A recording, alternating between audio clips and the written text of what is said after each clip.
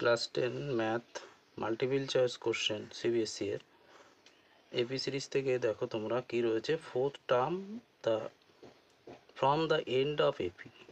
তাহলে এন্ড থেকে আমাকে ফোর্থ টার্ম এখানে ক্যালকুলেট করতে হবে। তাহলে এন্ড টার্ম যদি 49 হয় তাহলে এ ইজ ইকুয়াল টু, মানে এটাকে আমাকে ফার্স্ট টার্ম ধরে নিতে হবে। তাহলে এ ইজ ইকুয়াল টু কত হবে? 49।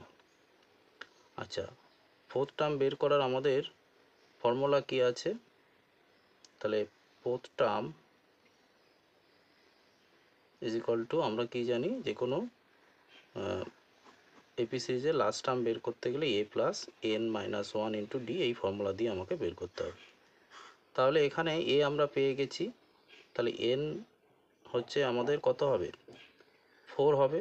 আর ডি এর ভ্যালু এখান থেকে আমাকে বের করে নিতে হবে। ডি হচ্ছে common difference second term minus first term. Second term কত আছে? -8। ফার্স্ট টার্ম কত আছে? -11। তাহলে এইটাকে -8 প্লাস 11 হয়ে যাবে। তাহলে মাইনাস করলে 30 হবে। এখানে পুট করে দিই, এর ভ্যালু কত? 49। এন কত হবে? এন হচ্ছে আমার 4 মাইনাস 1 ইন্টু ডি কত? ডি হচ্ছে 3। তাহলে এখানে হচ্ছে 49 প্লাস 3 ইন্টু 3। 49, 3 ইন্টু 3 কত? 9। তাহলে এখানে অ্যাড করলে হবে 58। তার মানে আমাদের অ্যান্সার কোনটা হবে? ডি এর। নাম্বার 2 এরটা দেখো, if the common difference of an AP is equal to 5, the what value is a18 minus a13। তাহলে কমন ডিফারেন্স 5 দেওয়া রয়েছে, মানে d is equal to কত আছে? 5। আচ্ছা, এটাকে লিখে নিয়ে আমরা a18 মাইনাস a13। তাহলে a18 এর জায়গায় আমরা কি লিখতে পারি? a প্লাস, এখানে a কত? a plus n minus 1 into D. এর ভ্যালু এখানে কিছু দেওয়া নেই, তাহলে a plus n minus 1 into D. তাহলে n মাইনাস 1 ইন্টু ডি কোনটা? 5।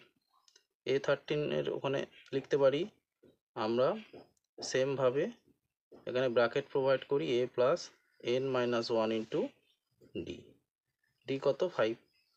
আচ্ছা, a প্লাস n এর ভ্যালু কত? এখানে 18 minus 1 into 5 minus a plus, এখানে কত হবে? 13 হবে। 13 মাইনাস 1 ইন্টু 5। তাহলে এখানে হচ্ছে আমার কত?